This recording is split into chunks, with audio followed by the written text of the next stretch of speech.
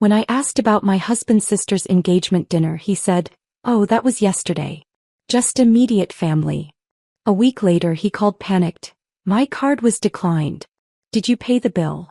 I replied coolly, "I must have forgotten, just like you forgot your wife." The card declined at 8:47 p.m. on a Tuesday night that would change everything.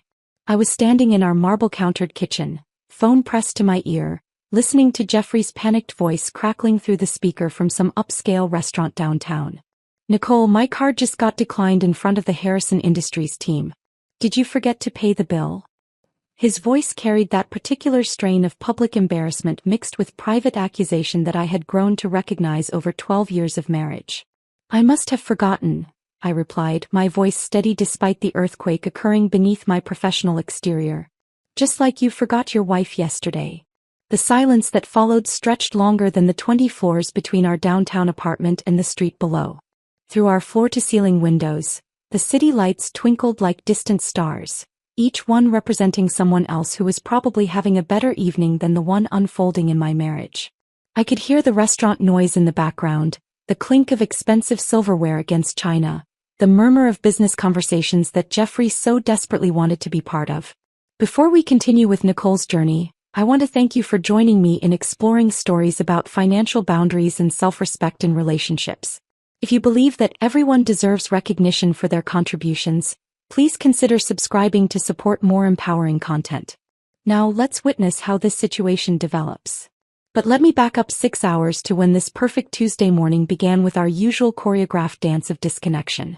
I had risen at 5:30 a.m. as I did every weekday, moving through our luxury apartment with the practiced efficiency of someone who had perfected the art of productivity as emotional armor. Our 20th floor residence offered panoramic views of the downtown skyline, a testament to my corporate success that I had achieved through 15 years of climbing the marketing ladder at Fletcher & Associates, one of the city's most prestigious Fortune 500 companies. The kitchen was my domain by default.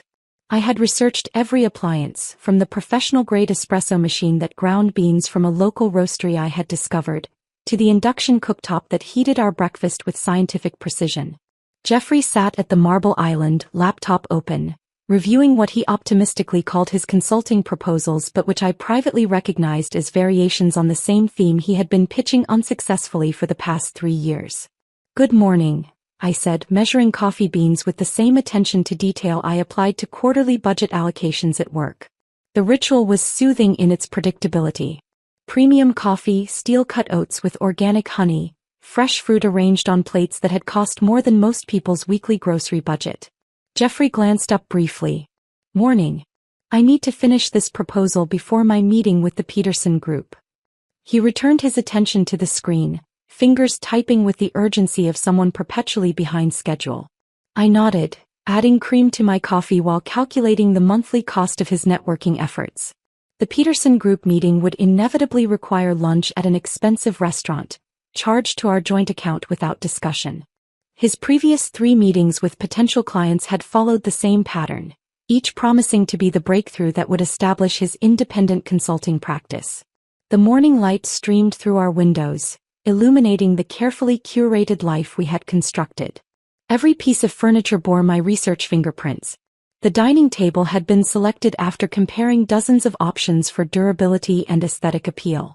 The sectional sofa had been purchased during a weekend when Jeffrey was traveling, one of many decisions I had made alone despite sharing the space. My phone buzzed with notifications from my marketing team. The Morrison account needed final approval on their campaign strategy, and I had a board presentation scheduled for Thursday that could determine whether I received the promotion to senior vice president.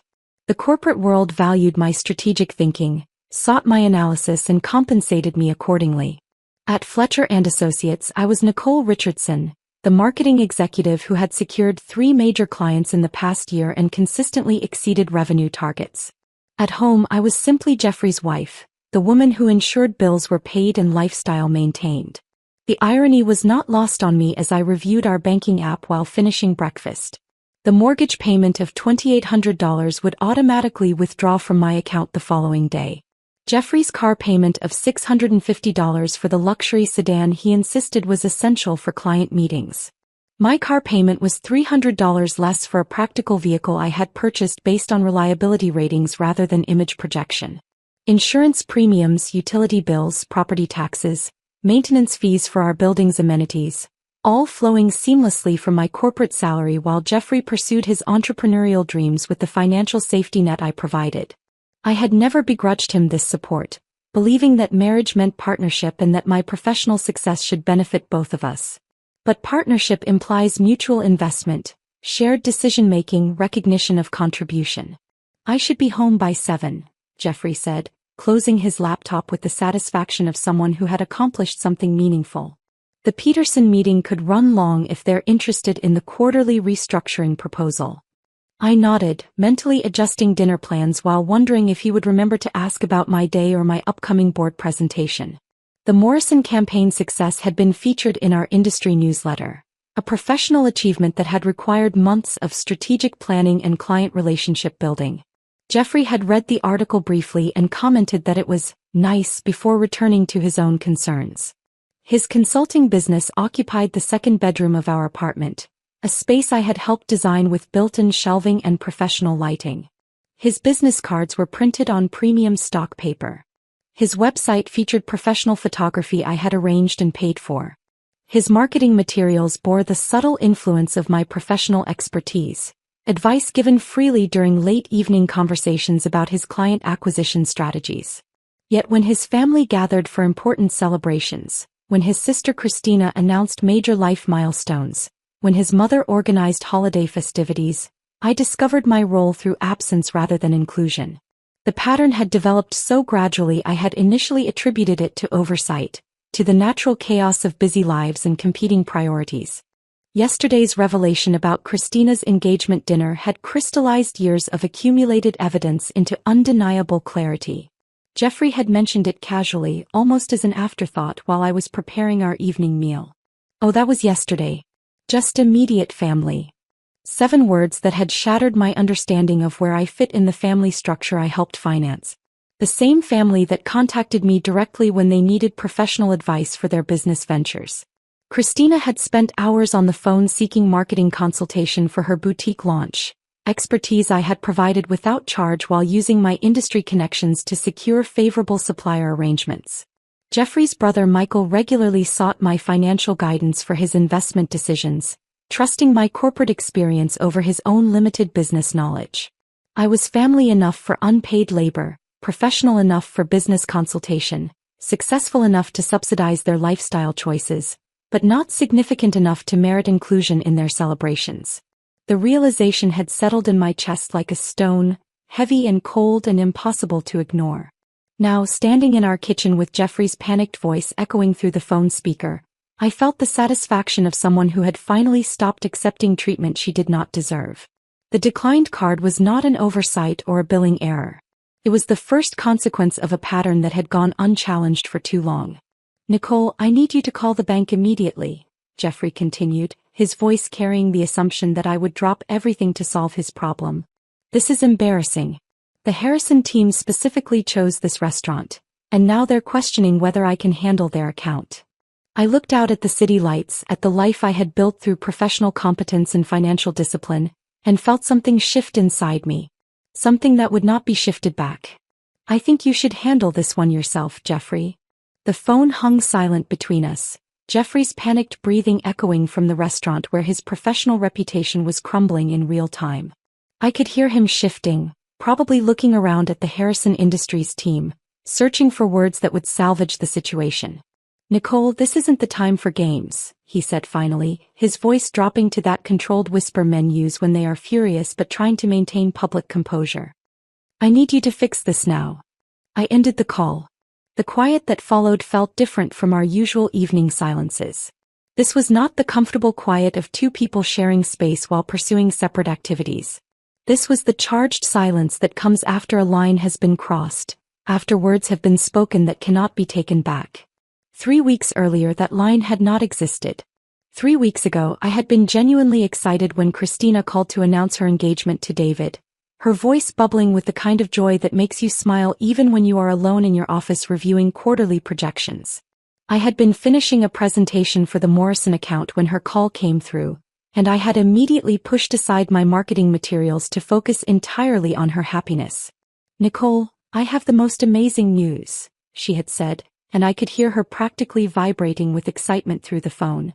"David proposed last night at the botanical garden, right by the rose arbor where we had our first date. It was perfect, absolutely perfect." I had found myself genuinely moved by her enthusiasm, remembering my own engagement 12 years earlier when Jeffrey had proposed during a weekend trip to the mountains. We had been so certain then about our future together, so confident that our love could weather any challenge that life might present. "Christina, that is wonderful news," I had told her, already mentally shifting into celebration planning mode. "We need to do something special to mark this occasion. Have you thought about an engagement party?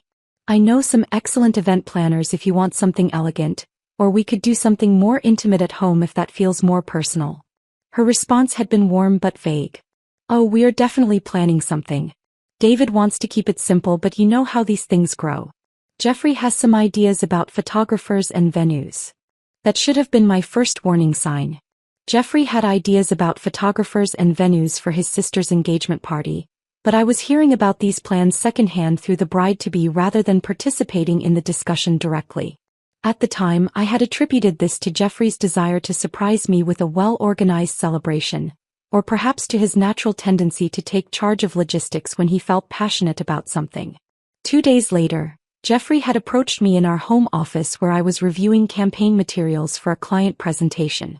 The space was technically his consulting headquarters, but I found myself working there most evenings because the second bedroom had better lighting and fewer distractions than our bedroom or living area. "I have been thinking about Christina's engagement party," he had said, settling into the chair across from my desk with the expression of someone who had been developing a comprehensive plan. "She deserves something really special, something memorable that captures this moment in her life." I had looked up from my laptop, pleased to see him so invested in his sister's happiness. "I completely agree. What did you have in mind?"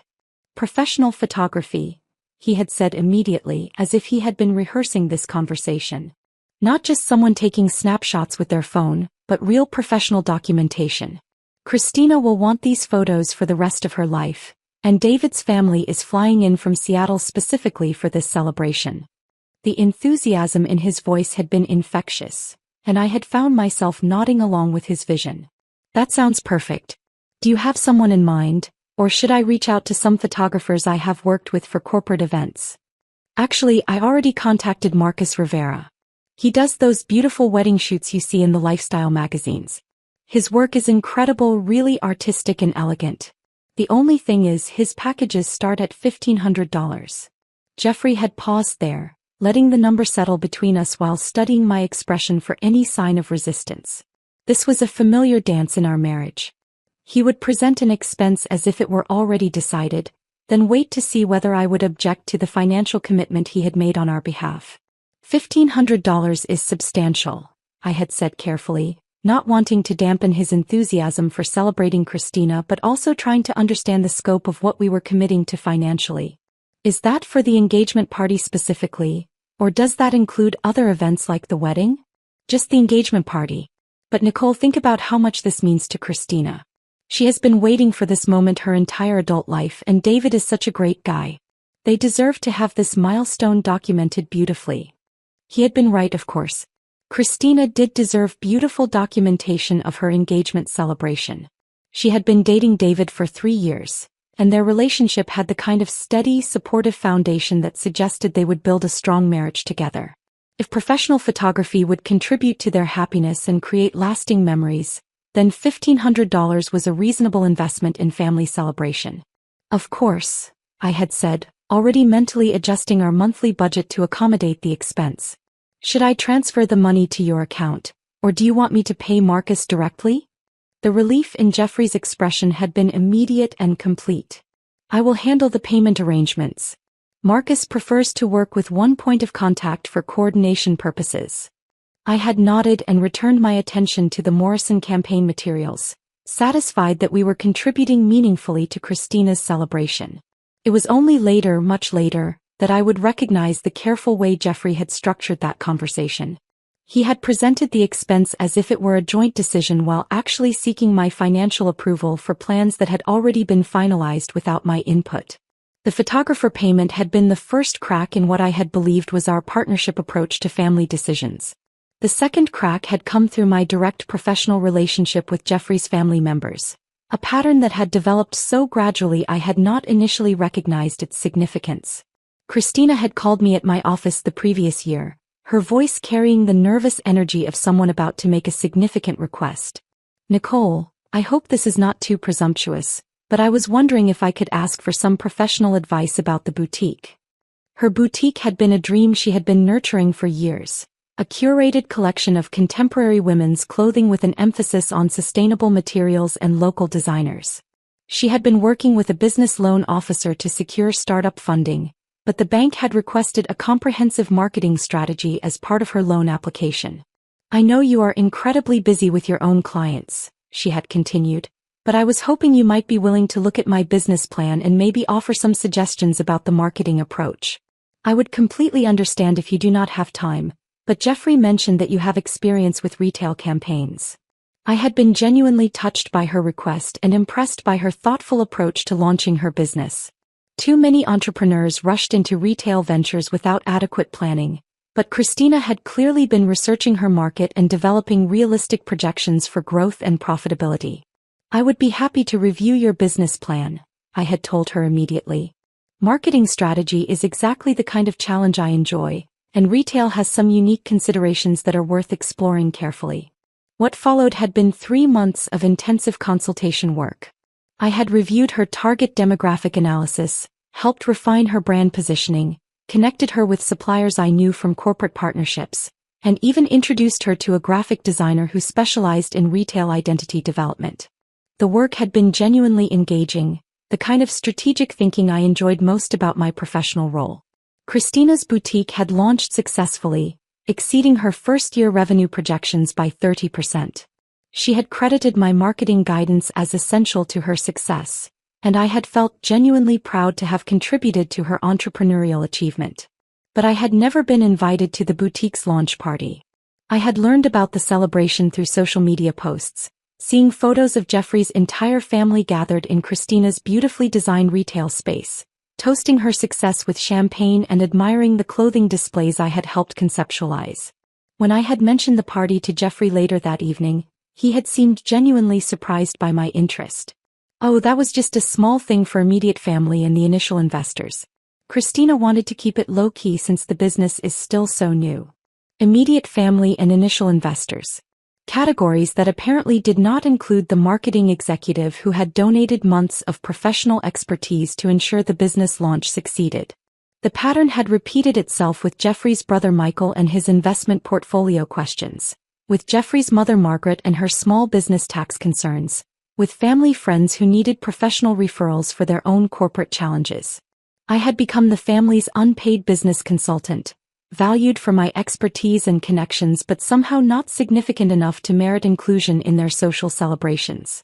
The realization had been building slowly, like water collecting behind a dam, until yesterday when the dam had finally cracked under pressure. I had been preparing dinner in our kitchen, chopping vegetables for a pasta sauce while Jeffrey reviewed emails on his phone. The domestic routine had felt comfortable and familiar, the kind of ordinary evening that constitutes the foundation of married life. "How did Christina's engagement dinner go?" I had asked casually, assuming we would be discussing details of the celebration I had helped finance through the photographer payment. Jeffrey had glanced up from his phone with the distracted expression of someone processing a question that required shifting mental gears. "Oh, that was yesterday. Just immediate family." 7 words that had shattered 12 years of assumptions about my place in the family structure I had been supporting financially and professionally. 7 words that had revealed the careful architecture of my exclusion from meaningful moments while my inclusion remained essential for meaningful contributions. I had continued chopping vegetables, the knife moving steadily through bell peppers and onions while I processed what Jeffrey had just revealed. Christina's engagement dinner had occurred without me. The celebration I had funded through professional photography had excluded the woman who had provided the funding. The immediate family who had gathered to toast Christina's engagement had not included the sister-in-law who had spent months ensuring Christina's business success. The knife had moved through the vegetables with mechanical precision while my mind had raced through months of similar exclusions, similar patterns of financial inclusion paired with social dismissal.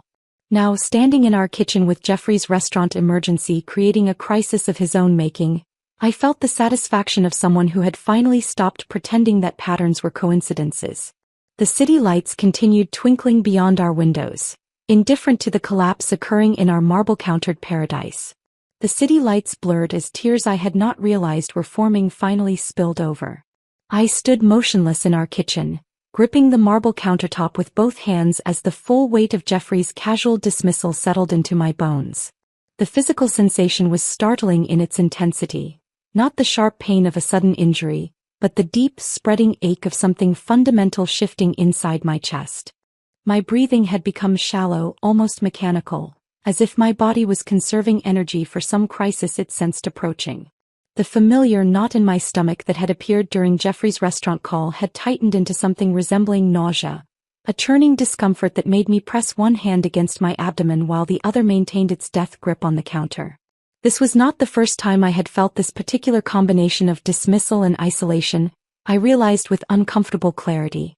This was the same hollow sensation I had experienced when learning about Christina's boutique launch party through Instagram photos.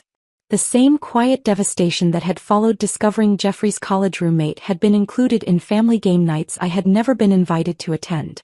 The same pattern of exclusion that I had been unconsciously cataloging for months without acknowledging its significance. The difference tonight was that I could no longer pretend these exclusions were accidents or oversights. Jeffrey's matter-of-fact delivery, "Oh, that was yesterday.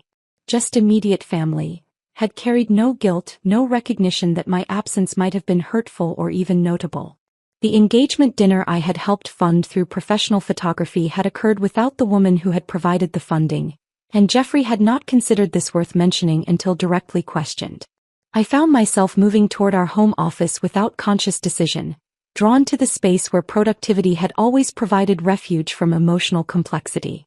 The second bedroom had become my sanctuary over the years, initially intended as Jeffrey's consulting headquarters but gradually transformed into the place where I conducted the real business of our lives. Financial planning, tax preparation, insurance coordination, investment decisions.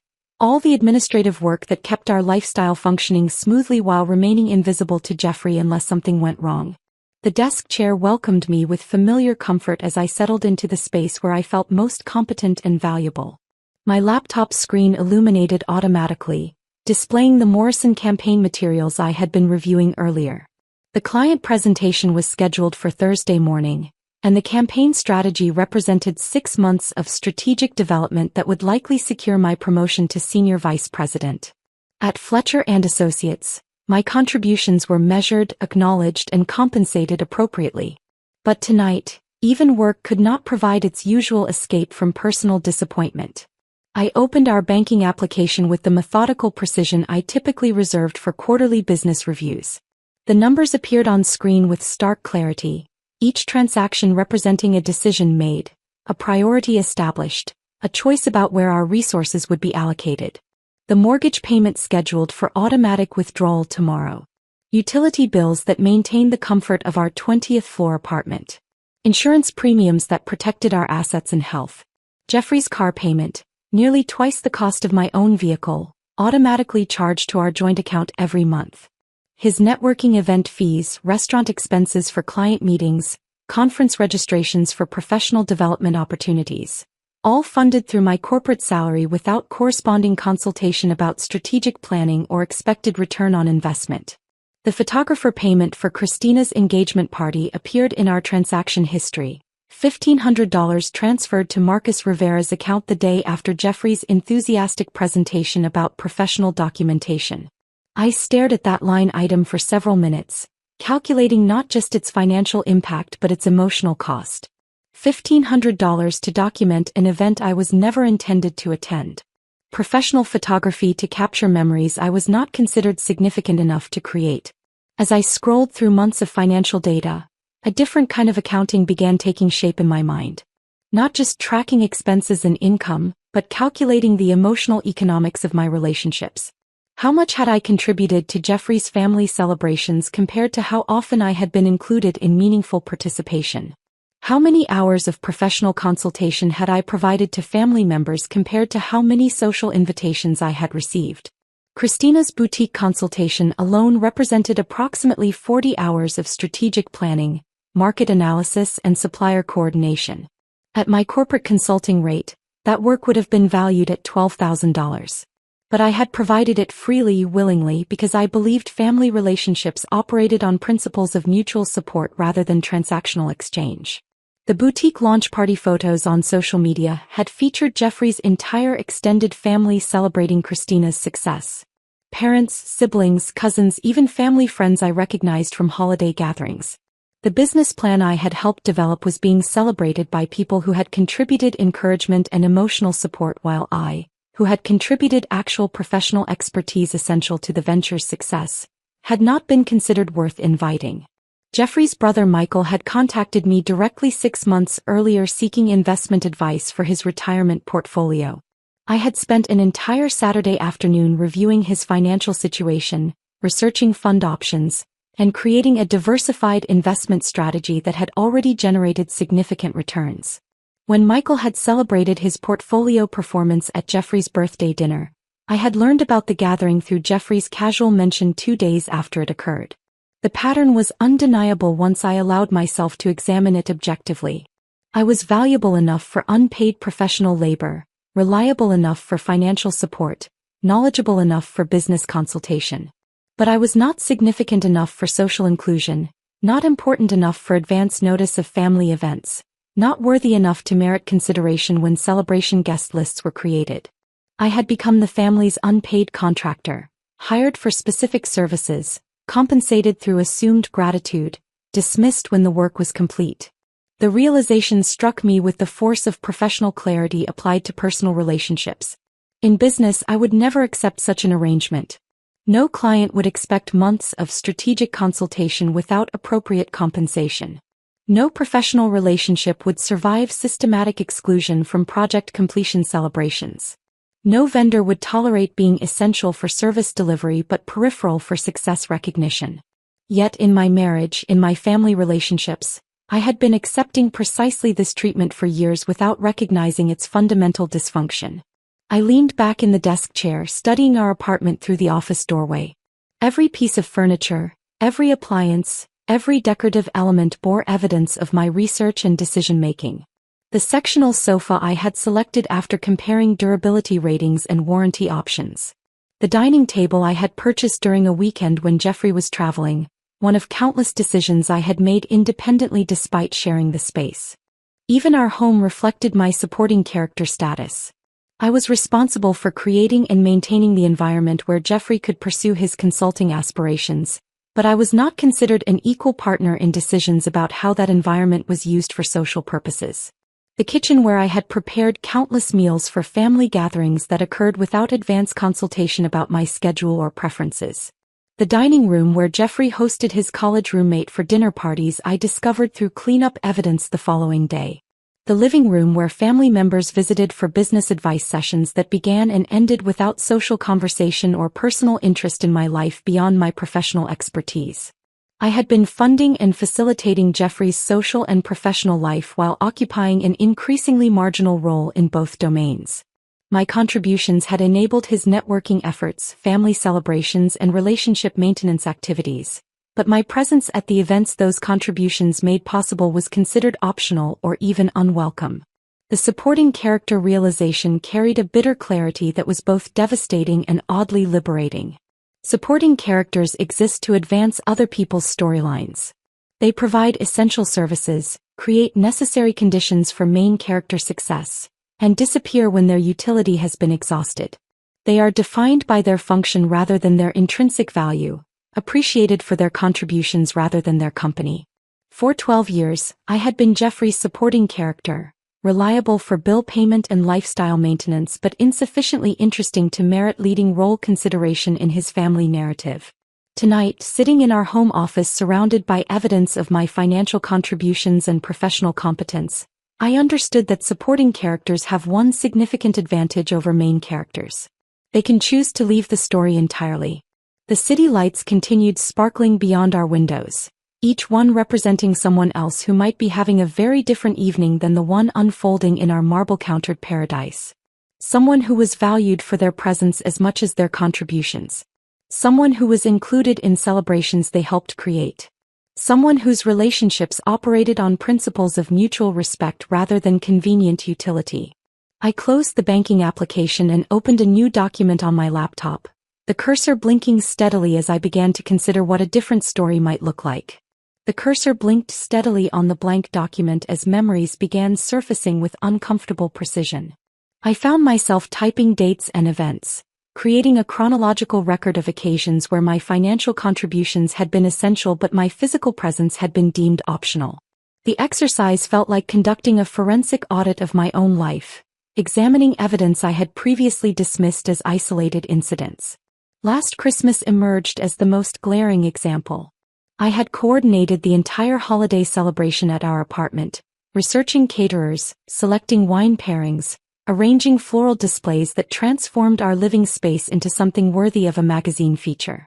The dinner had cost nearly $3,000, charged to my credit card in increments over 2 weeks as Jeffrey made executive decisions about menu upgrades and additional guests without consulting my preferences or availability. The guest list had expanded from immediate family to include Jeffrey's extended cousins, college friends who were visiting the city, and several neighbors from his childhood neighborhood whom I had met perhaps twice in 12 years.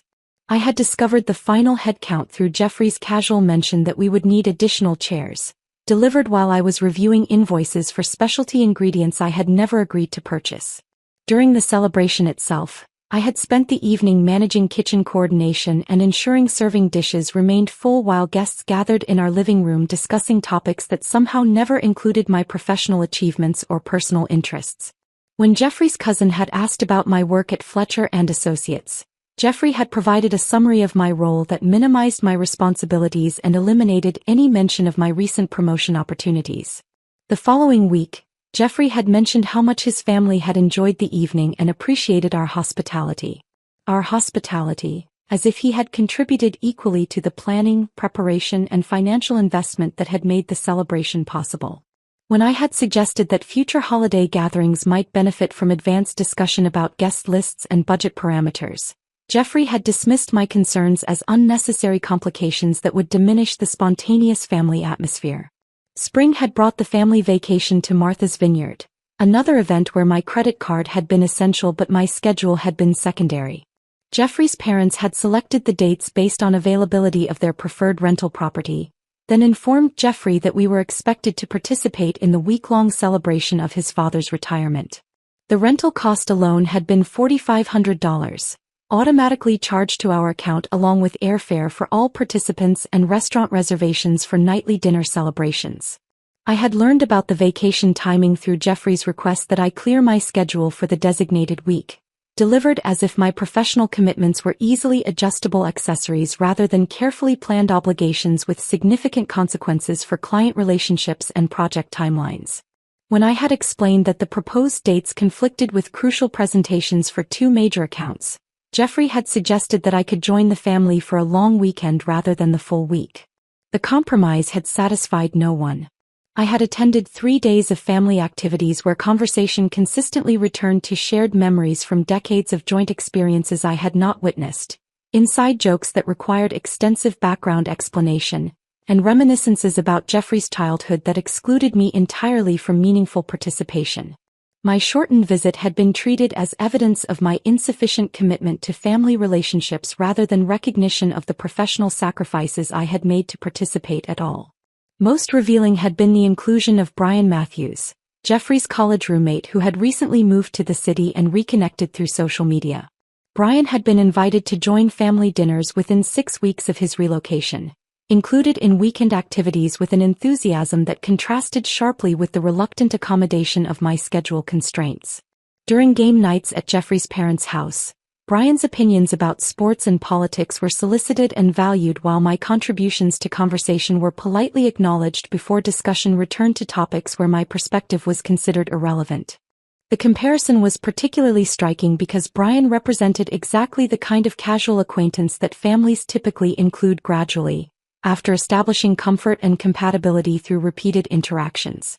Yet he had been embraced immediately and completely while I, after 12 years of marriage and consistent financial contribution to family activities, remained peripheral to their social dynamics. At Fletcher & Associates, my professional standing created an entirely different dynamic. Colleagues sought my strategic input on challenging accounts. Junior executives requested mentoring sessions that could advance their career development. The board of directors had specifically requested my analysis of market expansion opportunities, recognizing my research capabilities and presentation skills as valuable assets for corporate planning. Client relationships reflected genuine professional respect. The Morrison account had specifically retained our firm based on my track record with similar marketing challenges. The Harrison Industries team had mentioned my reputation within the industry when explaining their decision to work with Fletcher & Associates rather than competing firms. My success generated recognition, advancement opportunities, and financial compensation that reflected the value of my contributions. The contrast with my personal relationships was becoming impossible to ignore. At work, my expertise was valued enough to justify significant consulting fees. At home, identical expertise was assumed to be freely available without consideration of time investment or professional opportunity costs. Corporate clients respected my schedule and planned meetings around my availability. Jeffrey's family scheduled events based on their convenience and expected me to adjust my commitments to accommodate their preferences. Professional relationships operated on principles of mutual benefit and acknowledged exchange. Personal relationships, apparently, operated on principles of assumed obligation and unilateral accommodation. Christina's boutique success story represented the most comprehensive example of this disparity between professional value and personal recognition. The consultation work had extended far beyond initial business plan review into comprehensive strategic development that would have constituted a significant corporate engagement if conducted for a paying client. I had begun with market analysis that examined demographic trends, competitor positioning, and seasonal purchasing patterns specific to contemporary women's clothing with sustainable materials emphasis. The research had required interviews with industry experts, analysis of retail location foot traffic patterns, and evaluation of supplier relationships that could provide quality materials at competitive pricing.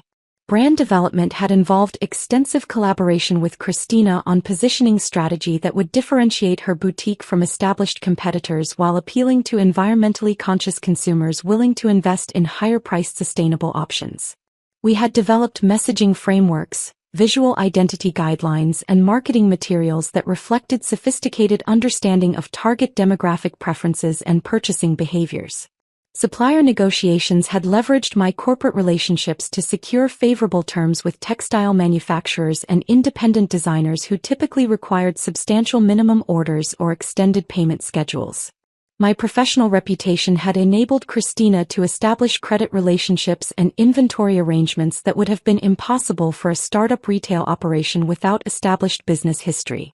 The grand opening event had featured local fashion bloggers, environmental advocacy organization representatives, and potential customers who had been attracted through social media campaigns I had designed and implemented using marketing strategies developed through years of corporate campaign experience. The event had generated immediate sales that exceeded Christina's optimistic projections and established her boutique as a recognized destination for sustainable fashion. Christina's social media posts from the launch celebration had shown her entire extended family gathered in the beautifully merchandised space, raising champagne toasts to her entrepreneurial success while surrounded by clothing displays and marketing materials that reflected my strategic input. Jeffrey's parents had offered emotional speeches about Christina's determination and vision. Her siblings had praised her courage for pursuing independent business ownership. Family friends had celebrated her achievement as evidence of the family's entrepreneurial spirit. My contribution to that success had been acknowledged privately through Christina's grateful phone calls and thank you messages, but my presence at the public celebration had not been considered necessary or appropriate. The marketing executive who had donated months of professional expertise to ensure the business launch succeeded had been excluded from witnessing the fruits of that labor. The irony was particularly sharp because Christina's boutique had become profitable ahead of schedule, generating returns that validated every strategic recommendation I had provided. The business model we had developed together was succeeding precisely as projected, creating ongoing income that would support Christina's lifestyle and career aspirations for years to come. Yet the celebration of that success had occurred without the person whose professional competence had made it possible. I saved the document I had been creating, a comprehensive record of financial contributions paired with social exclusions that painted an undeniable picture of systematic marginalization. The pattern was too consistent to represent coincidence and too deliberate to reflect oversight. Jeffrey's family had structured their relationships with me according to clear but unspoken rules. My professional expertise was valuable enough to justify extensive unpaid consultation. My financial resources were reliable enough to support their lifestyle enhancement and celebration activities. But my personal company was not sufficiently interesting to merit inclusion in the social experiences those contributions made possible. I was the family's preferred vendor, compensated through assumed gratitude and dismissed when services were no longer required. The realization carried a clarity that was both devastating and oddly empowering. Vendors, unlike family members, have the option to decline contracts that do not serve their interests. They can also revise their terms of service without advance notice. The clock on my laptop screen read 11:47 p.m. when I heard Jeffrey's key in the front door, followed by the familiar sounds of someone trying to move quietly through our apartment while slightly intoxicated from networking event cocktails. His Thursday evening routine had become as predictable as quarterly earnings reports. Departure at 6:30 with complaints about the expense of impressing potential clients. Return after 11 with optimistic assessments of new business prospects that rarely materialized into actual contracts. Tonight his footsteps paused outside the office door. I could sense him debating whether to interrupt my work session or proceed directly to our bedroom.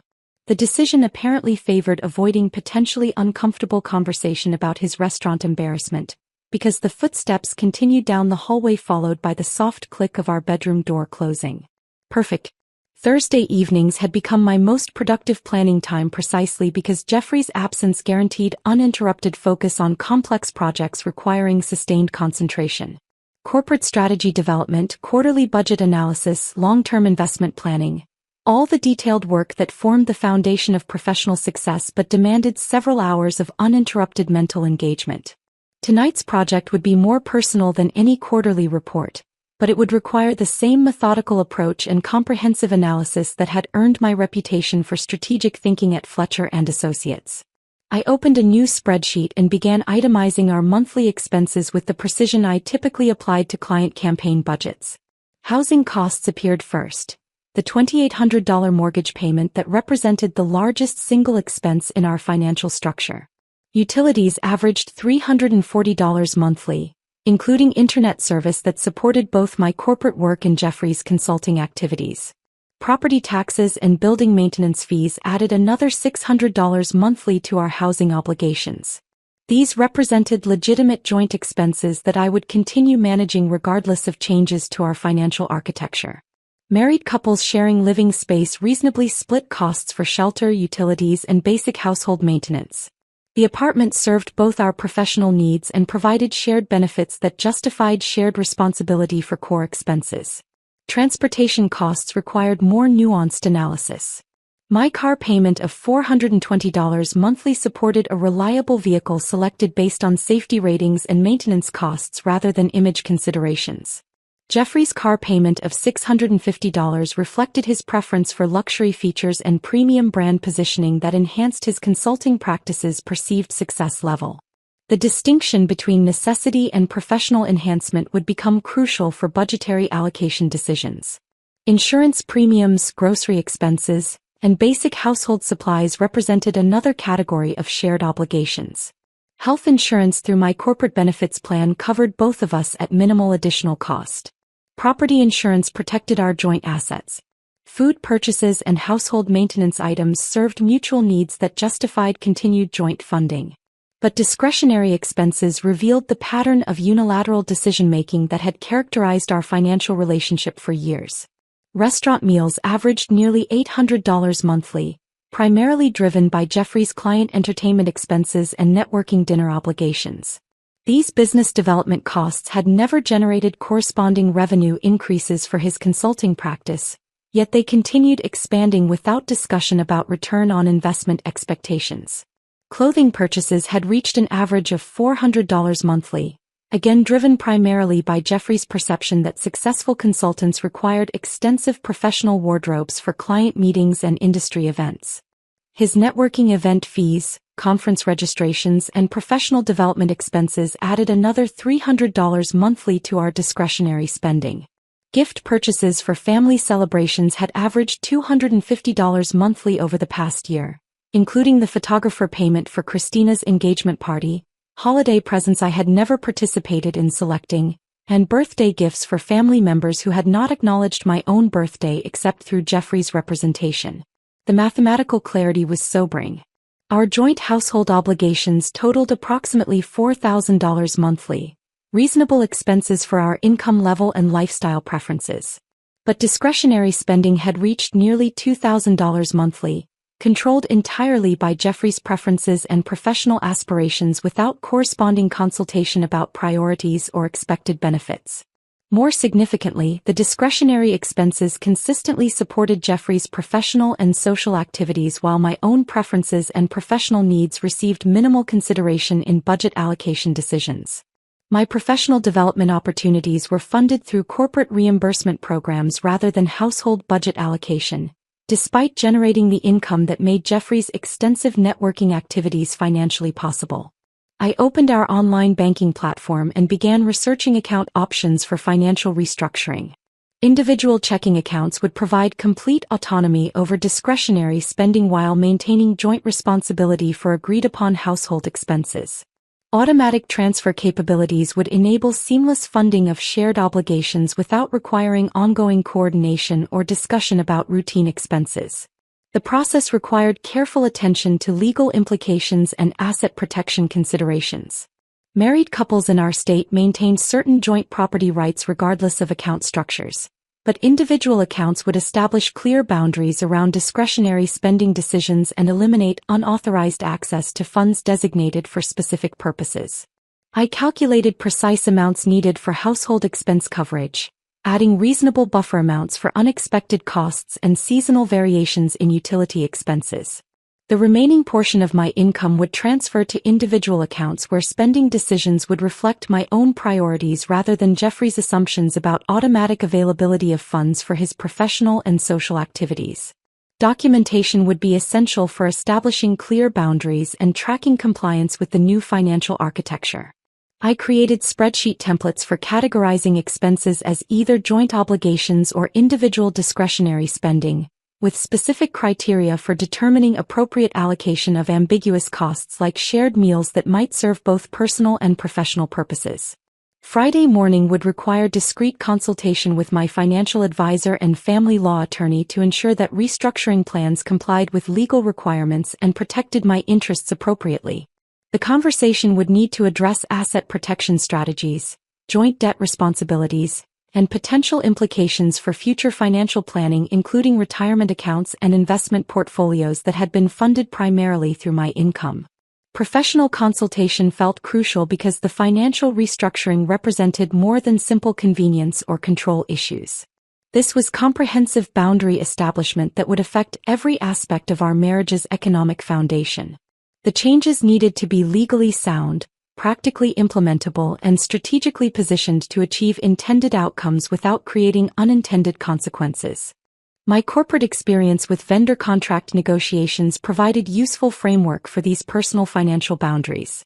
Successful business relationships required clearly defined terms, mutual agreement about expectations, and consequences for non-compliance with established parameters. Personal relationships apparently could benefit from similar structural clarity. The legal consultation would also address timeline considerations for implementing changes. Immediate account separation would provide maximum impact but might trigger premature confrontation before I had fully prepared for potential responses.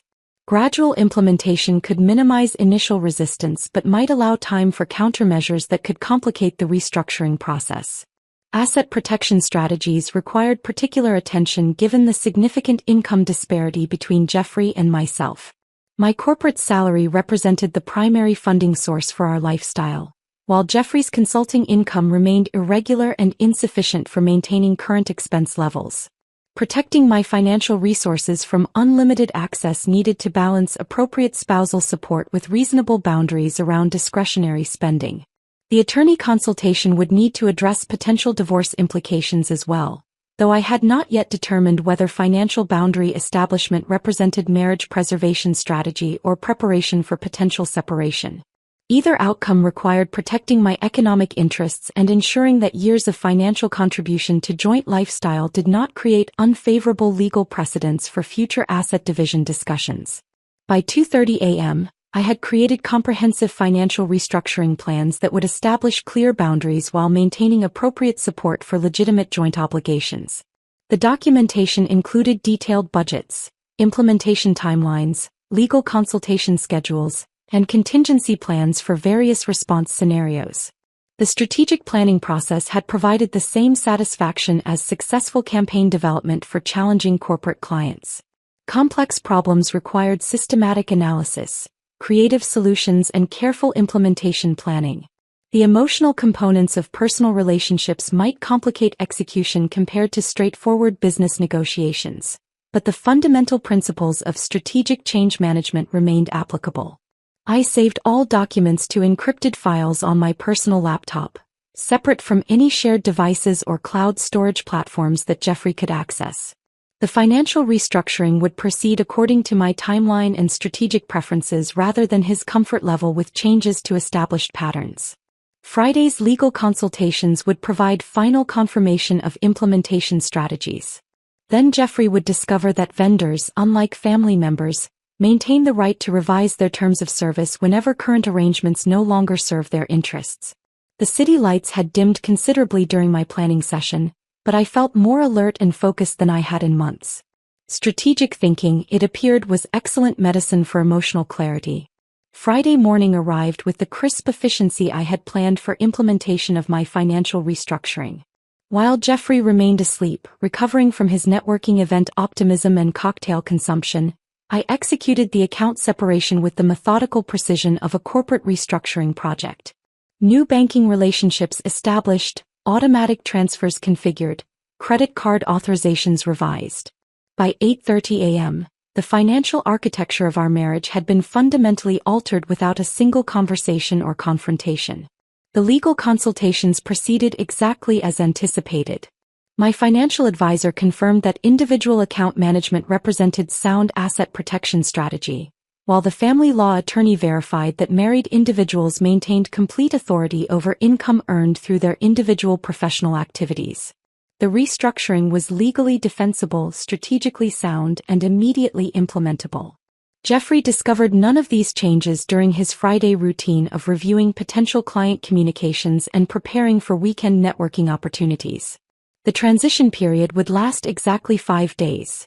Sufficient time for him to assume normal access to discretionary funding while I observed his spending patterns under the new constraints. Tuesday evening brought the Harrison Industries dinner that would test the effectiveness of my financial boundary establishment. Jeffrey had spent considerable time preparing for this client meeting, researching the company's expansion plans and developing consulting proposals that he believed would demonstrate his strategic capabilities. The Harrison Industries team represented exactly the type of corporate client that could establish his consulting practice as a legitimate business rather than an expensive hobby funded through my corporate salary. This could be the breakthrough we have been waiting for, he had explained while selecting his most expensive suit for the dinner meeting. Harrison Industries is considering comprehensive organizational restructuring that could require months of consulting work. If I can demonstrate the right strategic thinking tonight, this could transform our entire financial situation. Our financial situation. The phrase had struck me as particularly ironic, given that our financial situation consisted primarily of my income subsidizing his professional aspirations while he maintained minimal awareness of the actual costs associated with his business development efforts. The restaurant he had selected for entertaining the Harrison Industries team epitomized his approach to client relationships. Excessive expense intended to project success and sophistication without consideration of return on investment calculations. Chez Laurent commanded premium prices for French cuisine served in an atmosphere designed to impress business associates who were evaluating potential service providers based on perceived financial stability and professional competence. Jeffrey's confidence about the evening had been evident in his departure preparations.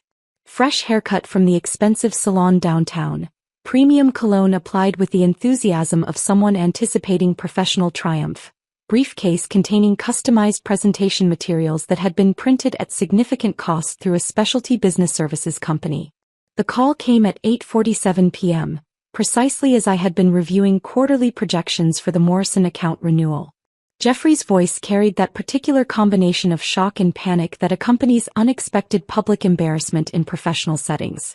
"Nicole, my card just got declined in front of the Harrison Industries team," he said without preamble, his voice strained with the effort of maintaining composure while surrounded by potential clients. "The waiter is standing here waiting for payment, and I need you to call the bank immediately to resolve whatever billing error has occurred." I could hear the restaurant ambience in the background. The subtle clatter of expensive silverware, the murmur of business conversations conducted over wines that probably cost more than our weekly grocery budget. The Harrison Industries team was undoubtedly observing this payment difficulty and drawing conclusions about Jeffrey's financial management capabilities and professional reliability. "That sounds frustrating," I replied, maintaining the same conversational tone Jeffrey had used when explaining that Christina's engagement dinner had occurred without me. "But I am certain you can handle the situation appropriately." "Nicole, this is not the time for whatever point you are trying to make," Jeffrey said, his voice dropping to the urgent whisper men use when they are desperate but trying to avoid public scenes. "I need you to resolve this billing problem immediately so I can salvage this client relationship."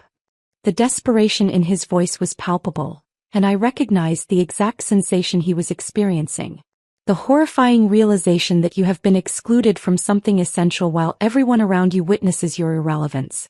The uncomfortable awareness that your assumed resources are not actually available when you need them most. The dawning understanding that your position in the social hierarchy is far more precarious than you had previously realized. "I must have forgotten to handle that," I said, allowing my words to mirror the casual dismissiveness he had demonstrated when explaining my exclusion from family celebrations I had funded. "Just like you forgot your wife existed when planning your family gatherings."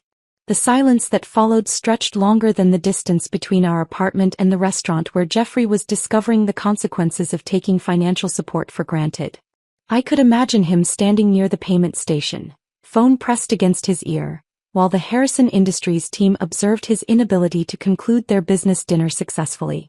When he spoke again, his voice had acquired the strained quality of someone who was beginning to understand that their emergency was not automatically everyone else's priority. "Nicole, whatever issues you believe we need to address can be discussed at home. Right now I need immediate assistance resolving a billing error that is damaging my professional reputation." "There is no billing error, Jeffrey," I said, maintaining the calm tone I used for delivering quarterly performance reviews to underperforming team members. "There has been a strategic revision to our financial arrangements.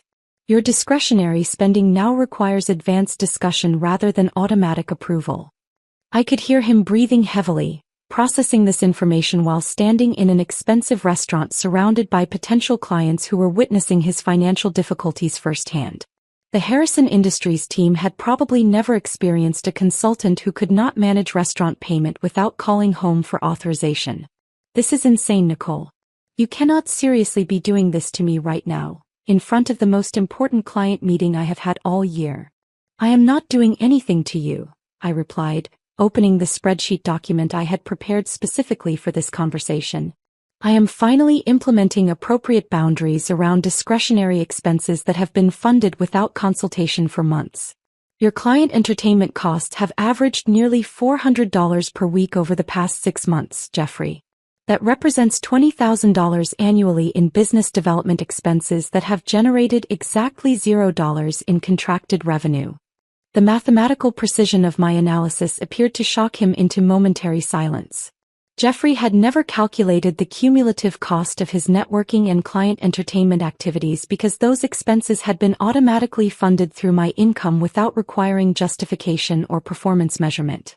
Since January, you have spent $1,200 on networking event fees, $800 on professional conference registrations, and nearly $3,000 on client dinners that have resulted in precisely 0 signed consulting contracts. I continued, reading from my comprehensive spending analysis. Your business development ROI is negative 100%, funded entirely through my corporate salary while I work late to earn the money you are spending on professional activities that consistently fail to generate corresponding income. The restaurant sounds in the background had grown quieter, suggesting that Jeffrey was moving away from his table to conduct this conversation with some privacy. The Harrison Industries team was probably discussing his payment difficulties and drawing unfavorable conclusions about his business management capabilities. Nicole, we can discuss budgeting concerns later, but right now I need you to authorize payment for this dinner so I can maintain my professional credibility with potential clients who could transform our financial situation. Our financial situation is quite stable, Jeffrey. My financial situation provides comprehensive support for all legitimate household expenses while maintaining healthy savings and investment growth. Your financial situation, however, appears to require significant restructuring. I could hear him struggling to control his breathing, probably recognizing that this conversation was not proceeding according to his expectations and that the Harrison Industries team was witnessing his inability to resolve a simple payment transaction. What exactly do you expect me to do right now, Nicole? The waiter is waiting for payment. My potential clients are watching this entire situation unfold, and you are delivering financial lectures instead of helping me maintain the professional relationship that could benefit both of us. I expect you to handle your business expenses using your business resources, Jeffrey. Revolutionary concept, I realize, but successful consultants typically maintain sufficient capital to cover their operational costs rather than relying on spousal subsidies for basic business functions. The satisfaction I felt delivering that response was profound and entirely justified. For the first time in our marriage, Jeffrey was experiencing the consequences of assumptions about automatic financial support that he had never questioned or appreciated. The Harrison Industries dinner was concluding with Jeffrey learning that financial resources require respect, consultation, and appropriate boundaries rather than unlimited access based on marital assumption. His professional reputation was being determined by his own financial planning capabilities rather than my automatic accommodation of his business development fantasies. The lesson was proceeding exactly as I had strategically planned, but Jeffrey apparently required reinforcements for his counterattack. Saturday morning arrived with the distinctive sound of a car door slamming in our building's parking garage with unnecessary force, followed by the aggressive buzz of our apartment intercom system. Through our 20th floor windows, I could observe Michael climbing out of his leased BMW sedan, wearing the kind of designer athletic wear that cost more than most people's monthly utility bills. His arrival had clearly been coordinated with Jeffrey during whatever crisis management conversation they had conducted following the Harrison Industries dinner debacle. Michael's body language suggested he was approaching our apartment with the righteous indignation of someone who had been appointed family spokesperson for addressing my inappropriate financial boundary establishment. When I opened our door, Michael pushed past me without invitation, carrying himself with the presumptuous authority of someone who believed his opinion about my marriage carried weight despite never having contributed meaningfully to our household or demonstrated any understanding of our financial dynamics. Nicole, we need to have a serious conversation about what happened Tuesday night, he announced, settling into our living room sectional sofa as if he owned it rather than merely benefiting from the lifestyle my income had made possible for his brother. Jeffrey told me about your little power play with the credit card situation, and frankly, I am disappointed in your behavior. The condescending tone was particularly galling coming from someone whose financial contributions to family relationships consisted primarily of borrowing money from Jeffrey that was never repaid and attending celebrations funded through my corporate salary while offering unsolicited opinions about subjects he had never studied or experienced personally. Michael, I replied, maintaining the professional composure I used for managing difficult client relationships. I appreciate your concern for Jeffrey's well-being, but our financial arrangements are private matters between married partners rather than topics requiring extended family input or approval. He waved dismissively, apparently considering my perspective irrelevant to the important business of correcting my inappropriate attitude toward marital obligations. Look, Nicole, I understand that you women sometimes get emotional about things and make decisions based on feelings rather than practical considerations. But you cannot seriously expect Jeffrey to manage his consulting business without reliable access to funding for client development activities. The casual sexism was breathtaking in its assumptions about my professional competence and decision-making capabilities. Michael apparently believed that my strategic financial restructuring represented emotional reactivity rather than calculated business management applied to personal relationships that had been operating according to dysfunctional parameters for years. That is an interesting perspective, I said, walking to our kitchen to prepare coffee while Michael continued his lecture about proper wifely behavior. Tell me, when was the last time you provided financial support for Jeffrey's consulting business development, or for any family member's professional activities? The question appeared to catch him off guard, probably because no one had ever challenged his authority to offer opinions about financial arrangements he had never participated in creating or maintaining. That is not the point, Nicole. Jeffrey is trying to build something meaningful for your future together, and you are sabotaging his efforts over some petty disagreement about communication or inclusion or whatever feminist agenda you have been reading about online. I returned to the living room carrying 2 cups of coffee, noting that Michael had made himself completely comfortable in furniture I had researched and purchased while he had been pursuing whatever expensive hobbies currently occupied his attention span. Actually, Michael, that is precisely the point, I said, settling into the chair across from the sofa where he was dispensing marital advice based on his extensive experience with failed relationships and financial irresponsibility. Jeffrey's business development efforts have been funded entirely through my corporate income for 3 years without generating corresponding revenue or consulting contracts. The Harrison Industries dinner represented the latest example of expensive client entertainment that produces no measurable return on investment. Michael's expression suggested he had not expected our conversation to include specific financial data or performance analysis, probably assuming that emotional appeals about family loyalty would be sufficient to restore Jeffrey's unlimited access to discretionary spending. You cannot put a price on relationship building, Nicole. Sometimes these business connections take time to develop into actual contracts, but that does not mean the networking investments are worthless. 3 years of networking investments totaling approximately $60,000 in aggregate expenses, I replied, opening my laptop to display the comprehensive spending analysis I had prepared for exactly this type of conversation. $0 in signed consulting contracts. 0 return on investment. If this were a corporate marketing campaign, it would have been terminated for poor performance after 6 months of similar results. The mathematical precision appeared to shock Michael into temporary silence, probably because he had never considered Jeffrey's consulting aspirations from a business performance perspective rather than emotional support framework. Furthermore, I continued, your concern about Jeffrey's professional development would be more compelling if it were accompanied by your own financial contributions to family business ventures or household expenses.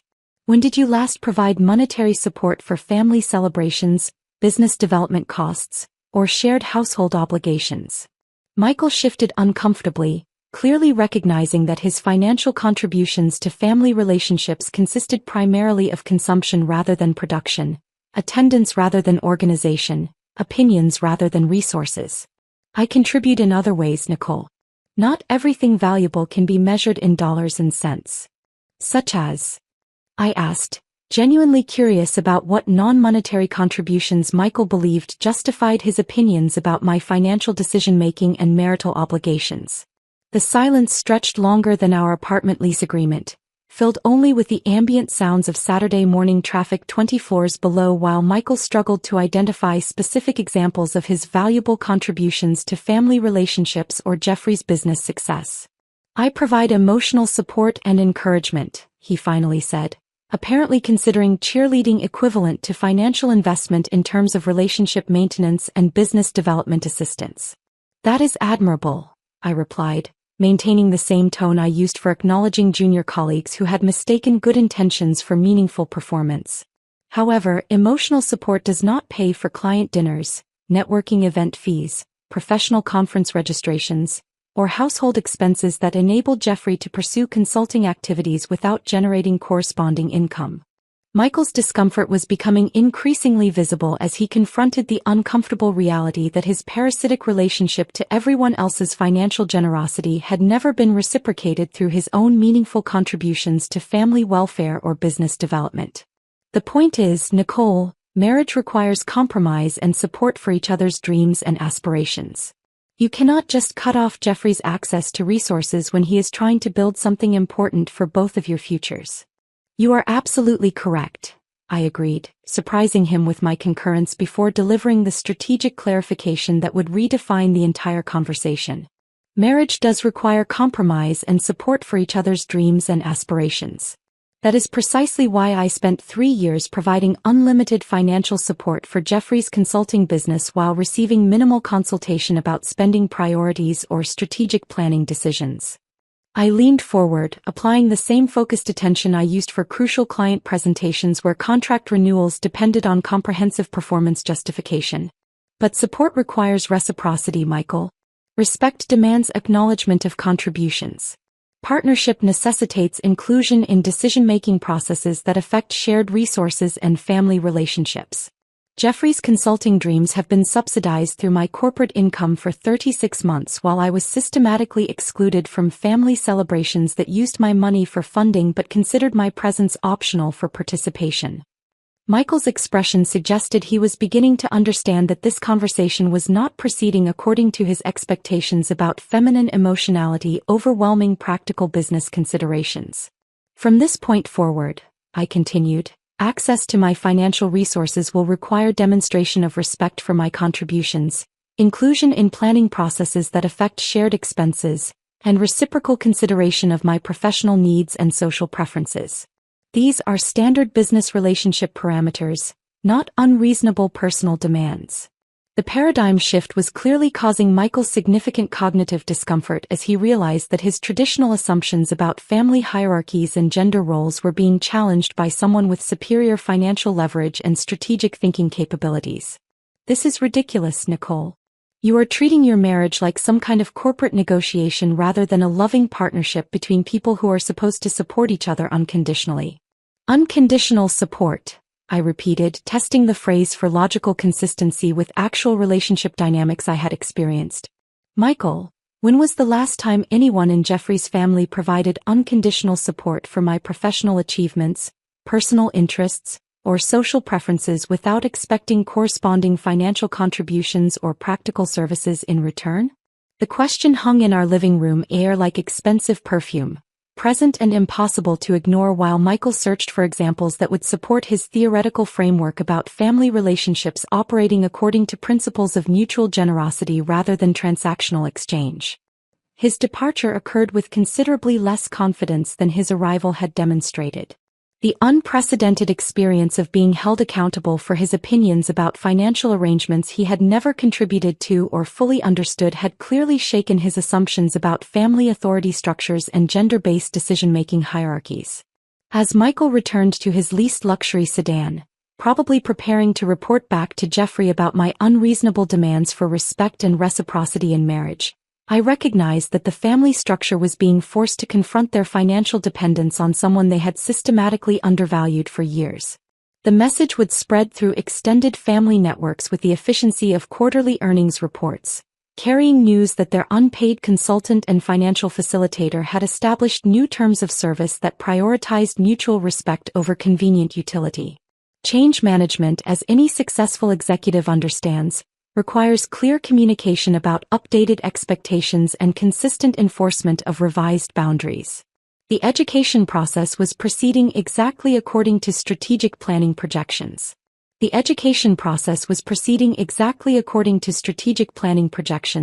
But I underestimated Margaret's capacity for escalation. Tuesday morning brought her phone call with the precision of a military operation, arriving at exactly 9:15 a.m. when she calculated I would be available for conversation before my corporate responsibilities demanded full attention. "Nicole, dear," she began, her voice carrying that particular blend of maternal warmth and steel-edged determination that had been refined through decades of family management. "I hope you have been well. Jeffrey mentioned that you two have been experiencing some communication challenges recently." Communication challenges. The euphemism was masterfully chosen. reframing my strategic financial boundary establishment as a relationship problem requiring maternal intervention rather than a business decision based on comprehensive performance analysis. Margaret, I replied, settling into my home office chair while opening my laptop to access the documentation I had prepared for exactly this type of conversation. Jeffrey and I are navigating some adjustments to our financial arrangements, but nothing that requires extended family consultation or concern.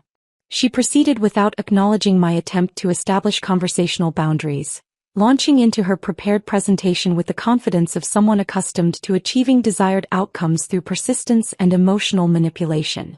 Nicole, I want you to know that I understand marriage can be challenging, particularly when career pressures create stress for both partners.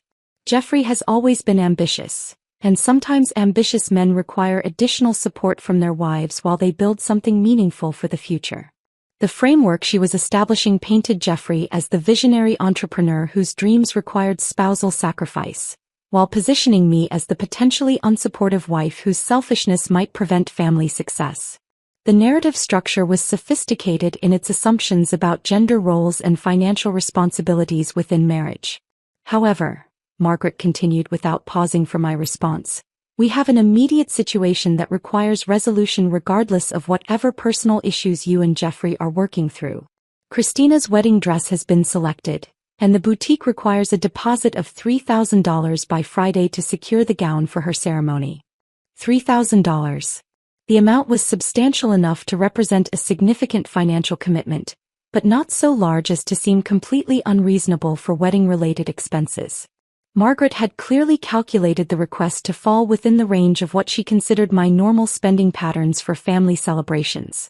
Christina found the perfect dress at that wonderful bridal salon downtown, Margaret continued, building enthusiasm for the purchase as if my emotional investment in Christina's happiness would override my recently established financial boundaries. It is exactly what she has been dreaming about since childhood, and the seamstress assured us that the alterations will be completed well before the ceremony date. The presentation was proceeding exactly as I had anticipated.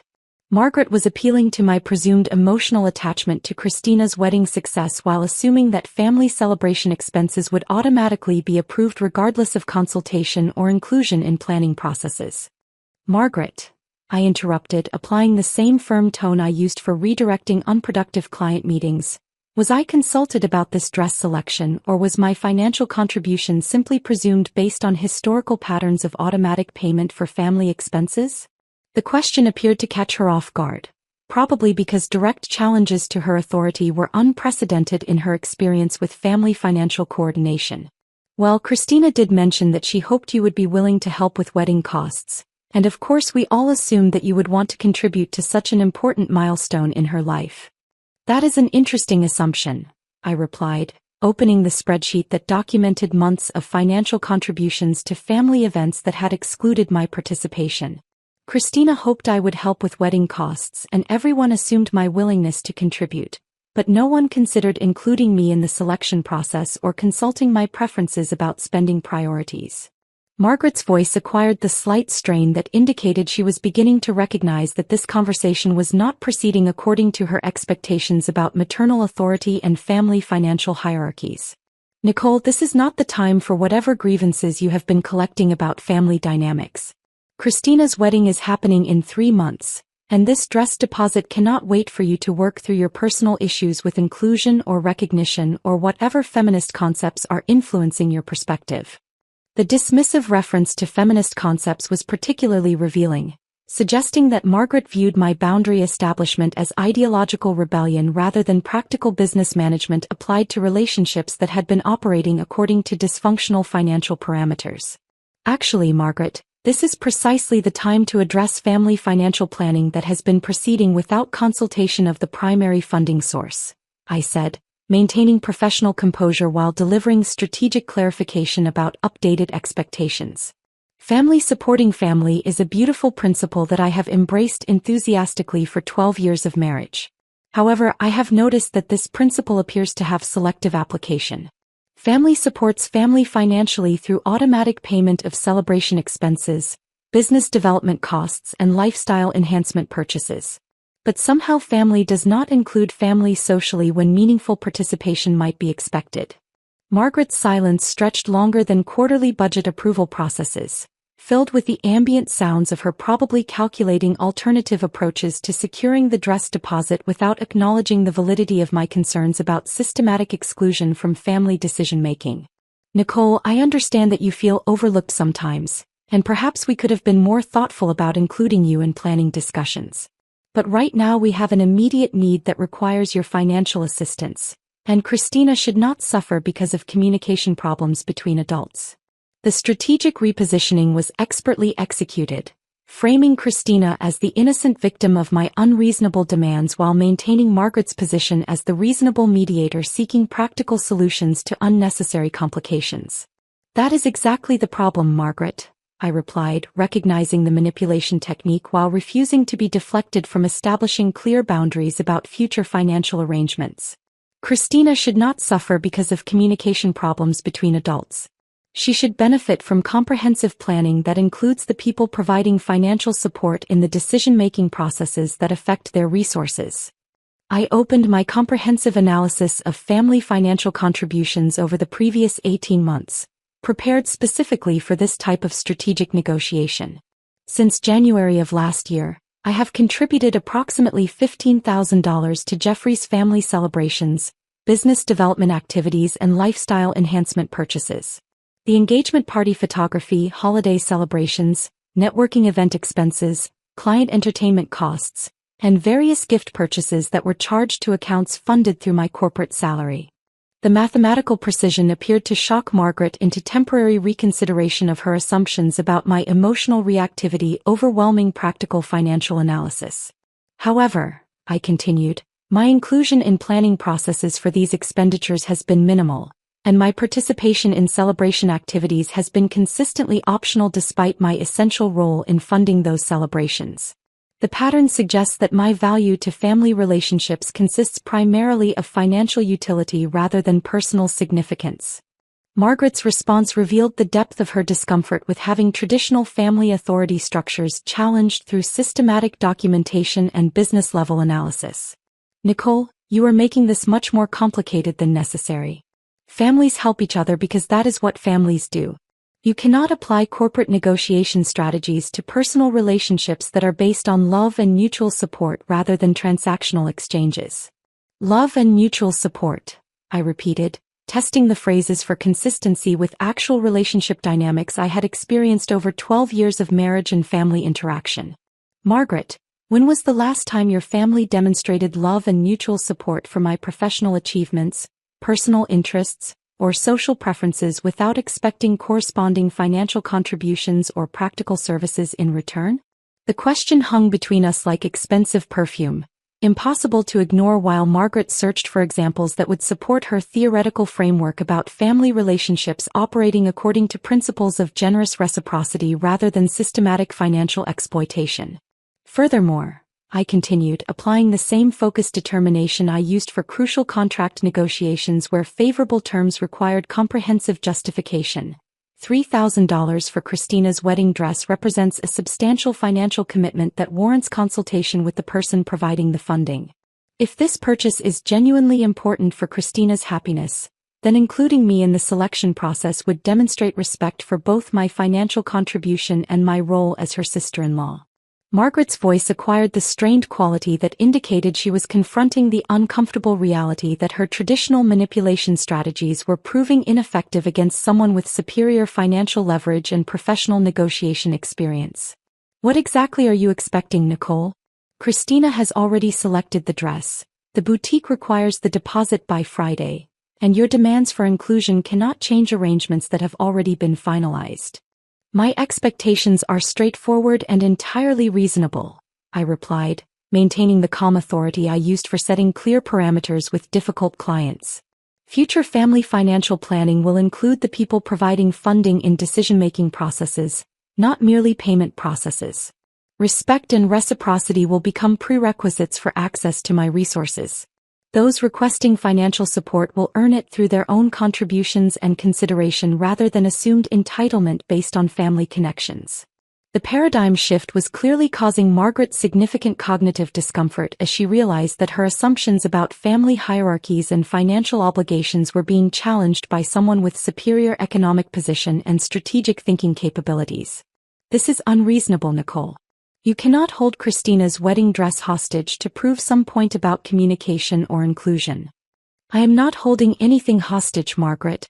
I am establishing appropriate boundaries around discretionary spending that requires advance consultation rather than automatic approval.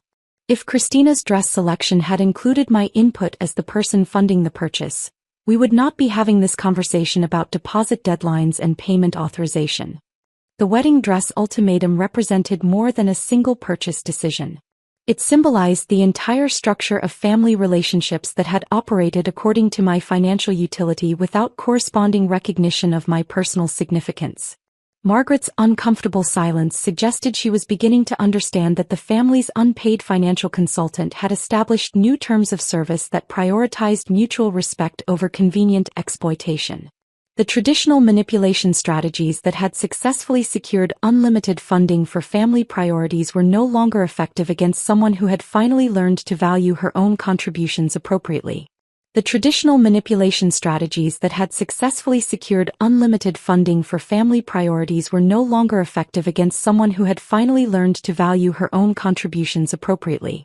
Margaret's uncomfortable silence stretched through Wednesday and Thursday, suggesting she was consulting with other family members about alternative approaches to securing Christina's dress deposit without acknowledging the validity of my boundary establishment.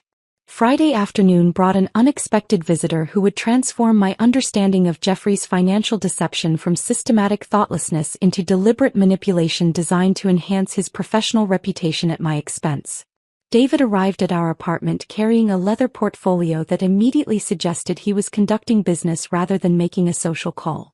Christina's fiancé possessed the methodical demeanor of someone who had spent considerable time organizing complex information for presentation, and his expression conveyed the uncomfortable seriousness of someone about to deliver news that would fundamentally alter existing relationships. "Nicole, I apologize for arriving without advance notice," he said, declining my offer of coffee while settling into our living room with the focused attention of someone who had rehearsed this conversation extensively. "But I have information about Jeffrey's financial activities that I believe you need to review before making decisions about ongoing family support." The portfolio he opened contained 18 months of meticulously organized receipts, expense reports and transaction records that painted a comprehensive picture of Jeffrey's systematic misuse of my corporate income to construct an elaborate facade of professional success and generous family support. "Christina has been concerned about her brother's financial behavior for months," David explained, spreading documents across our coffee table with the precision of someone presenting evidence in a legal proceeding. "She asked me to investigate when she noticed inconsistencies between Jeffrey's claimed business success and the reality of his consulting income. The investigation had revealed financial manipulation that exceeded my worst assumptions about Jeffrey's casual disregard for budgetary boundaries and consultation protocols. These were not impulse purchases or thoughtless overspending patterns, but calculated image construction activities designed to position Jeffrey as the successful consultant who could afford lavish client entertainment and generous family contributions. Client dinner receipts showed systematic inflation of entertainment expenses through selection of premium restaurants, expensive wine pairings, and elaborate meal presentations that far exceeded reasonable business development costs.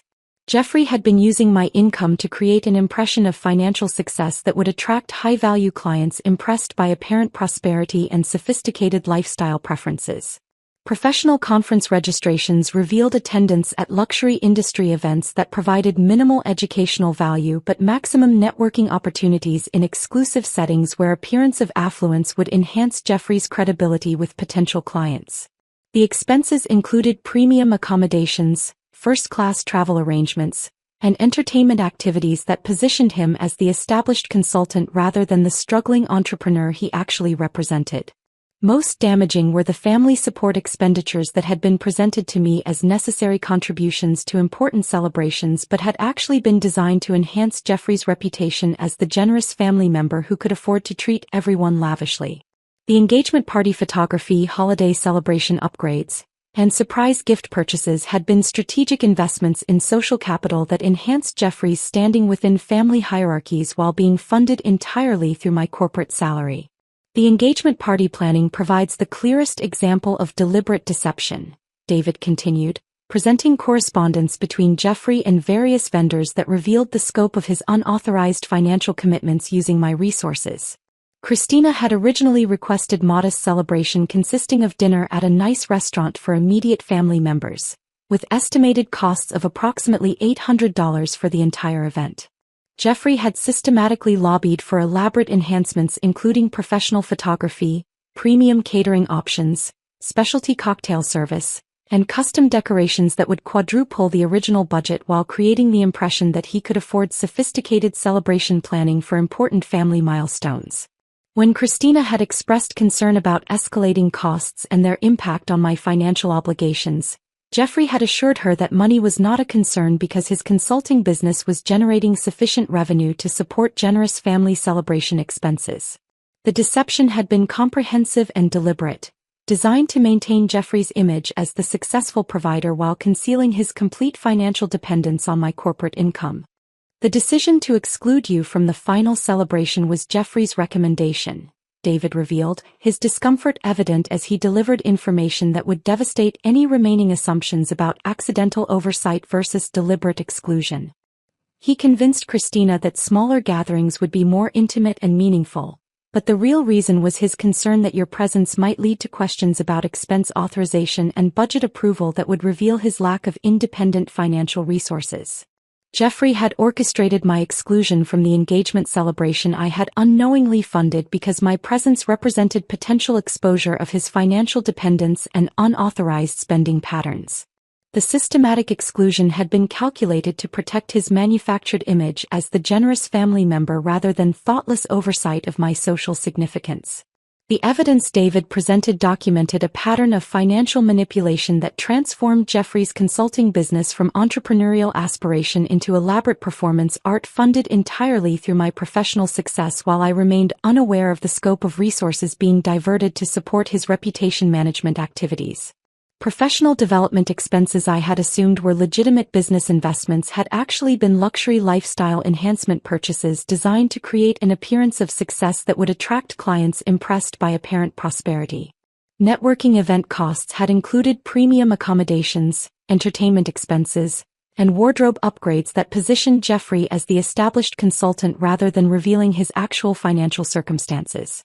Family celebration contributions I had provided willingly to support important milestones had been exploited as opportunities for Jeffrey to demonstrate generosity and financial capability that enhanced his social standing within family hierarchies while concealing the source of funding that made such demonstrations possible. Nicole, I wanted you to have this information before Christina's wedding planning proceeds further, David said, closing the portfolio after ensuring I had reviewed all relevant documentation. Jeffrey has already volunteered your financial support for several wedding expenses without consulting either Christina or you about budget parameters or expense authorization. The wedding dress deposit Margaret had demanded represented only the initial component of comprehensive financial commitments Jeffrey had made using my resources to enhance his reputation as the generous brother who could afford to support his sister's celebration in style appropriate to family expectations and social standing.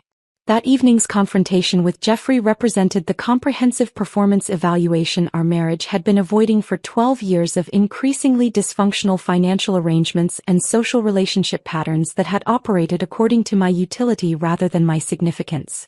When Jeffrey returned from his Friday networking event, carrying his usual optimism about potential client connections and business development opportunities, I was prepared for the systematic dismantling of justifications he would inevitably offer for the documented evidence of deliberate financial manipulation and calculated image construction activities. Nicole, I understand that you have been reviewing some financial information with David, Jeffrey began, apparently having been warned about the documentary evidence presentation and prepared with defensive strategies for minimizing the significance of his deceptive practices. Actually, Jeffrey, I have been conducting a comprehensive audit of your systematic misuse of my corporate income to fund elaborate professional image construction and family reputation enhancement activities that operated without my knowledge or authorization, I replied, maintaining the professional composure I used for delivering performance reviews to underperforming team members. His attempt to frame the conversation as routine financial planning discussion rather than accountability session for deliberate deception revealed his continued assumption that explanation and justification would be sufficient to restore access to unlimited discretionary spending without meaningful consequences for systematic manipulation of our marriage's economic foundation. The evidence David had provided eliminated any possibility of characterizing Jeffrey's financial behavior as thoughtless oversight or poor communication about spending priorities. This had been calculated exploitation of my professional success to fund lifestyle enhancement and reputation management activities that benefited Jeffrey's social and professional standing while excluding me from meaningful participation in the relationships and celebrations my money had made possible. The performance review proceeded with mathematical precision, systematic documentation, and professional accountability standards that Jeffrey had never previously encountered in our personal relationship dynamics. The marriage that had operated according to his convenience and assumptions was being restructured according to principles of mutual respect, reciprocal consideration, and appropriate boundaries around financial resources that required consultation rather than automatic availability for image construction purposes. The comprehensive evaluation would determine whether our relationship could be rebuilt according to partnership principles or whether the systematic exploitation had caused irreparable damage to trust and respect that could no longer be reconstructed through apologies and promises of improved behavior. The comprehensive evaluation would determine whether our relationship could be rebuilt according to partnership principles or whether the systematic exploitation had caused irreparable damage to trust and respect that could no longer be reconstructed through apologies and promises of improved behavior. Jeffrey's response to the documented evidence of his financial manipulation would reveal whether genuine change was possible or whether our marriage had been irreparably damaged by years of systematic deception about spending priorities and family relationship dynamics. The accountability process began with Jeffrey's comprehensive confession to his entire family, delivered through an email that represented the first time in our 12-year marriage that he had accepted full responsibility for relationship problems rather than deflecting blame or minimizing the significance of his behavior patterns. The message, which I reviewed before he sent it, acknowledged his systematic misuse of my corporate income to enhance his professional image and social standing within family hierarchies. He admitted to making unauthorized financial commitments using my resources, excluding me from celebration planning processes while including my funding requirements, and treating me as a business resource rather than a life partner whose preferences and schedule deserved consideration in family decision-making processes.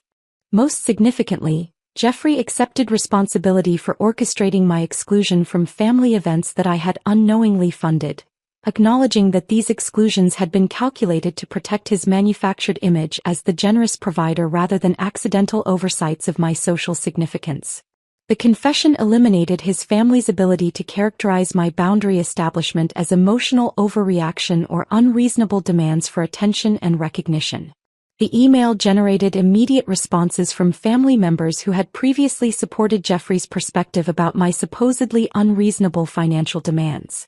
Christina called to apologize for her participation in planning processes that had excluded me while presuming my financial support. Margaret sent a written apology acknowledging that family celebration planning should have included my input as the person providing funding for those celebrations. Michael's response revealed the most dramatic shift in understanding, as he recognized that his lectures about proper wifely behavior had been delivered to someone who had been systematically exploited rather than someone who was failing to meet reasonable marital obligations. His acknowledgement of my professional competence and financial contributions represented a fundamental change in his assessment of family relationship dynamics and gender-based authority structures. However, confession represented only the initial component of reconstruction process that would require demonstrated behavioral change rather than promised improvements. My insistence on evidence-based accountability rather than emotional appeals reflected the same performance management principles I applied to underperforming team members whose continued employment depended on measurable improvement rather than good intentions. Jeffrey opened independent checking and savings accounts to manage his actual consulting income, separating his business expenses from household budget allocations that had previously enabled unlimited discretionary spending without consultation or accountability measures. The process forced him to confront the reality of his consulting practice's financial performance without the subsidization that had concealed poor business development return on investment. Learning to operate within his real earning capacity rather than my subsidized lifestyle created immediate challenges for Jeffrey's professional image construction activities and social relationship maintenance strategies. Client entertainment expenses required careful budgeting and advance planning rather than automatic approval. Networking event participation demanded evaluation of cost versus expected benefit rather than assumption that attendance would be funded regardless of outcomes. Family gift purchases and celebration contributions needed to reflect Jeffrey's actual financial capacity rather than his desired reputation as the generous brother who could afford lavish demonstrations of family support. The adjustment process revealed how extensively his social identity had been constructed through financial resources he had not personally earned or managed responsibly. The reconstruction process extended beyond financial arrangements to include fundamental changes in communication patterns and decision-making processes that had previously excluded my preferences while presuming my cooperation with plans developed without my input. Family celebration planning now required advanced discussion about scheduling, budgeting, and participation expectations rather than last-minute notification about events I was expected to attend or fund. Professional development decisions affecting household budget allocations needed justification based on expected return on investment rather than automatic approval based on Jeffrey's assessment of potential benefits.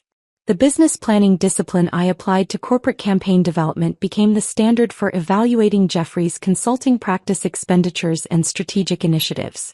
Most importantly, social relationship maintenance activities could no longer operate according to my automatic financial support paired with optional inclusion in meaningful participation. Jeffrey's family interactions needed to acknowledge my contributions and preferences rather than treating me as the invisible funding source for visible family generosity. The validation process culminated 6 months later at Christina's wedding celebration, where I discovered my name calligraphed on a family table place card positioned between Jeffrey's parents and his siblings. The inclusion represented genuine recognition of my family membership rather than obligatory accommodation of Jeffrey's spouse, and the celebration had been planned and funded entirely through Christina and David's resources rather than presumed subsidization through my income. The wedding reception conversation revealed how significantly family relationship dynamics had shifted following Jeffrey's comprehensive confession and my boundary establishment process. Christina expressed genuine gratitude for my business consultation work on her boutique launch, acknowledging how my professional expertise had contributed to her entrepreneurial success and offering to provide referrals for my marketing services to other small business owners. Margaret discussed my corporate responsibilities and professional achievements with the same interest she had previously reserved for Jeffrey's consulting aspirations, recognizing my work as valuable in its own right rather than merely as the funding source for family lifestyle enhancement. The conversation included questions about my board presentation outcomes and promotion opportunities that demonstrated authentic concern for my professional development and career satisfaction. David mentioned his appreciation for my willingness to provide honest feedback about family financial planning and celebration coordination, noting that my business management perspective had helped Christina develop more realistic budgeting and timeline expectations for wedding preparation activities. The acknowledgement represented recognition of my professional competence applied to personal relationship dynamics rather than expectation of unlimited accommodation without corresponding respect. Most significantly, Jeffrey introduced me to other wedding guests as his wife and business partner whose marketing expertise had been essential to his consulting practice development, crediting my strategic thinking and client relationship skills as crucial components of his recent contract success with Harrison Industries. The introduction represented accurate acknowledgement of my contributions rather than minimization of my role in his professional achievement.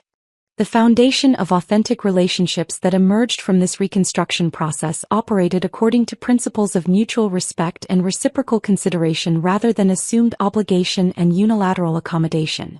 Family members who wanted my professional advice or financial contribution now approached me directly with specific requests that acknowledged the value of my expertise and time investment rather than presuming automatic availability of services without compensation or recognition.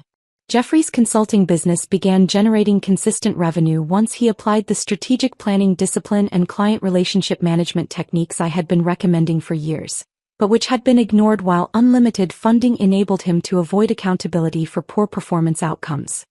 His success reflected the application of business principles rather than continued subsidization of ineffective practices through my corporate income. The financial boundaries I had established created space for relationships based on mutual respect rather than financial convenience, eliminating the resentment and exploitation patterns that had characterized family interactions for years. My willingness to refuse treatment I did not deserve had forced everyone to confront assumptions about my role and value that had operated according to their convenience rather than my significance. The most effective personal justice, I discovered, involved reconstruction of myself rather than destruction of others. Creating appropriate boundaries around my resources and respect had not punished anyone, but had eliminated the dysfunctional dynamics that had prevented authentic relationship development. The foundation of mutual respect and reciprocal consideration that emerged proved more valuable than all the money I had previously spent attempting to purchase approval and inclusion that should have been offered freely based on recognition of my inherent worth rather than my utility to others' lifestyle preferences. The marriage that had operated according to Jeffrey's assumptions about automatic accommodation had been rebuilt according to partnership principles that acknowledged my contributions while respecting my preferences. The family relationships that had exploited my professional success and financial resources had been restructured to operate according to genuine appreciation rather than convenient utility. The downtown apartment where I had felt invisible in my own life had become the home where I was valued for my presence as much as my provision, where my opinions influenced decisions rather than being dismissed, and where my professional success was celebrated rather than merely exploited for others' benefit. The foundation of authentic respect, it turned out, was worth more than all the money I had spent attempting to purchase recognition that had been mine by right from the beginning. If this story of financial revenge had you captivated from start to finish, hit that like button immediately. My favorite moment was when Nicole delivered that perfectly calculated response during Jeffrey's restaurant crisis, mirroring his dismissive words with surgical precision. What was your most satisfying moment in Nicole's journey to reclaim her respect? Share your thoughts in the comments section below. Stay connected for more compelling stories of personal empowerment and strategic boundary setting. Subscribe and activate that notification bell to ensure you receive every new upload.